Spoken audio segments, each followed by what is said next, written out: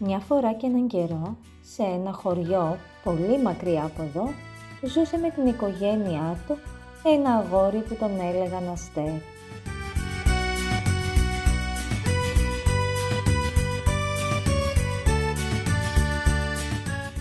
Κάθε πρωί, ο Αστέρης μαζί με τα άλλα παιδιά του χωριού πήγαινε στο σχολείο. Εκεί περνούσε πολύ ωραία. Έπαιζε και μάθαινε κάθε μέρα καινούρια πράγματα. Ένα πράγμα όμως τον δυσκόλευε και αυτό ήταν το μάθημα των μαθηματικών. Είναι πολύ δύσκολα. Δεν μπορώ να τα καταλάβω. Γιατί να υπάρχουν οι αριθμοί? Έλεγε κάθε φορά που του ζητούσε η δασκάλα του να κάνει μία πράξη. Αυτή η δυσκολία για τα μαθηματικά δεν θα κρατούσε για πολύ. Ένα βράδυ, την ώρα που κοιμόταν, είδε ένα παράξενο όνειρο. Είδε πως βρισκόταν σε ένα χωριό. Όχι όμως το δικό του χωριό. Ήταν ένα μαγικό χωριό, όπου οι δρόμοι, τα δέντρα, ακόμα και τα πηγάδια μιλούσαν. Υπήρχαν παντού αριθμοί και σχήματα. Πού βρίσκομαι? Αναρωτήθηκε. Στο μαθηματικό χωριό. Άκουσε μια φωνή να του λέει. Κοίταξε γύρω του για να δει ποιος του μίλησε, αλλά δεν είδε κανέναν. Κοίταξε κάτω. Άκουσε την ίδια φωνή να του λέει. Ήταν ο δρόμος που μιλούσε. Ένας δρόμος φτιαγμένος με αριθμούς. Πάλι αριθμούς, είπε ο Αστέρης. Δεν μου αρέσουν οι αριθμοί.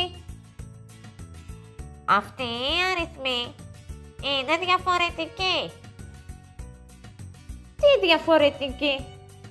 Εγώ τους ίδιους αριθμούς βλέπω με αυτούς που έχουμε στο σχολείο.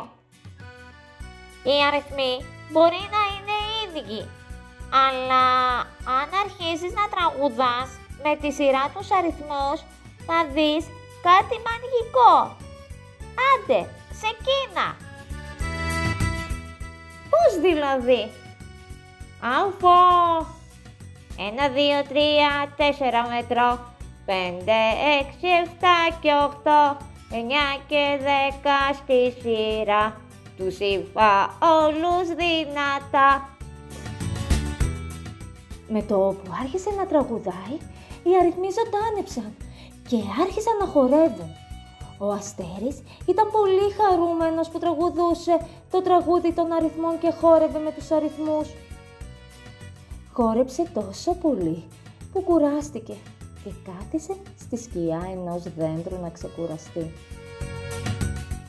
Τι ωραία κόκκινα μήλα που έχει αυτό το δέντρο, είπε. Αν μπορούσα να κόψω ένα. Για να σε αφήσω να κόψεις ένα μήλο, είπε η κυρία Μήλα. Θα πρέπει πρώτα να μου απαντήσεις σε μια ερώτηση που έχω. Ένα δέντρο που μιλάει. Ποια ερώτηση θέλετε να σας απαντήσω?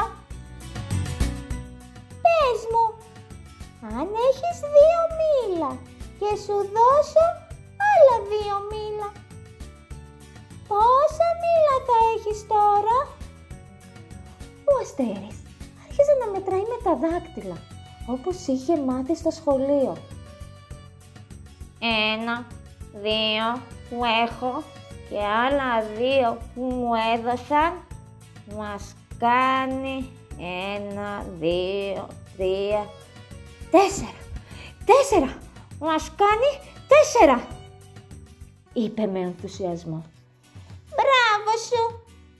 Αυτή η πράξη λέγεται πρόσθεση.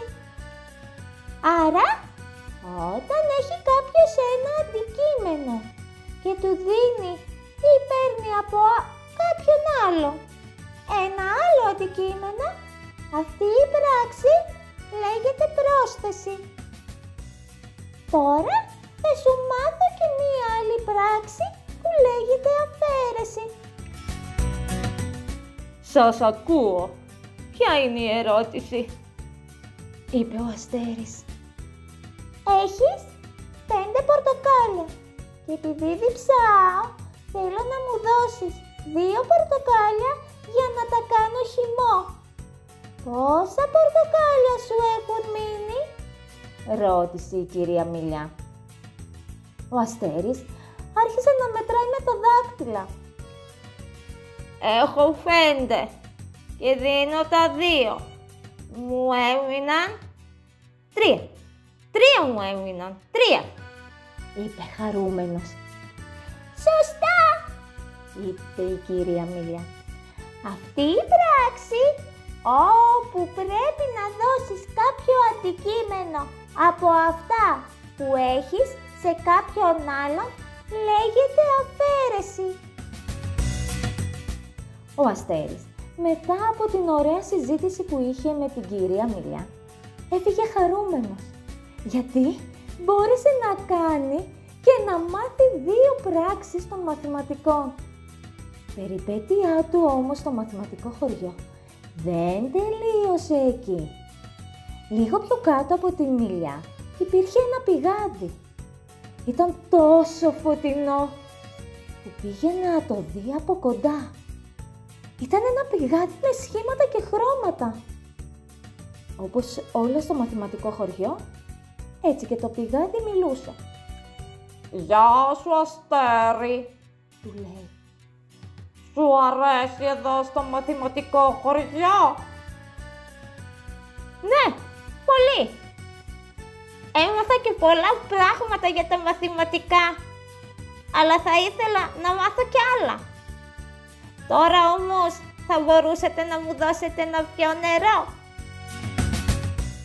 «Πολύ θα το ήθελα να σου δώσω νερό, αλλά επειδή σε κάποια σημεία μου λείπουν κάποια σχήματα, δεν μου είναι εύκολο να σου δώσω νερό. Εκτός αν μπορείς να με επισκευάσεις, βρίσκοντας εσύ τα σχήματα που μου λείπουν». Έτσι, του είπε ότι του λείπουν από την σκεπή το κόκκινο τρίγωνο, από τον περίγυρο το καφέ τετράγωνο και από τον κουβά ο γκρι κύκλος. «Ναι, θα σε επισκευάσω εγώ». «Ευχαριστώ πολύ, Αστέρη», του είπε. Αλλά πριν φύγει ο Αστέρης για να βρει τα σχήματα, του υπενθύμησε το χρώμα και το πώς είναι το κάθε σχήμα. Το κόκκινο τρίγωνο μοιάζει με ένα κομμάτι πίτσας. Το καφέ τετράγωνο μοιάζει με ένα τραπέζι. Και ο γκρι κύκλος μοιάζει με τον ήλιο. Ο Αστέρης δεν έχασε χρόνο και άρχισε να ψάχνει τα χρωματιστά σχήματα.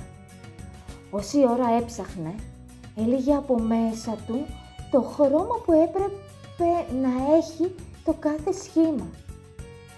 Κάποια στιγμή βρέθηκε σε ένα μέρος με πολλά σχήματα και χρώματα. Αφού έψαξε και βρήκε τα σωστά σχήματα και χρώματα, επέστρεψε στο μέρος που ήταν το πηγάδι. Το πηγάδι χάρηκε τόσο πολύ που επισκευάστηκε και πως από εδώ και πέρα δεν θα του λείπει κανένα κομμάτι. Αφού ευχαρίστησε τον Αστέρη, του έδωσε να πιει νερό. Ο Αστέρης με το που ήπιε νερό χαιρέτησε το πηγάδι και συνέχισε το δρόμο του. Ήταν η στιγμή που άκουσε τη μαμά του να του λέει ότι ξημέρωσε και πως έπρεπε να ξυπνήσει. «Αχ, ήταν όνειρο! Ήταν πολύ ωραίο όνειρο!» Αφού είπε στη μητέρα του για το όνειρο που είδε, πήγε στο σχολείο όπως κάθε πρωί. Με τη διαφορά ότι τώρα ανυπομονούσε να κάνει το μάθημα των μαθηματικών.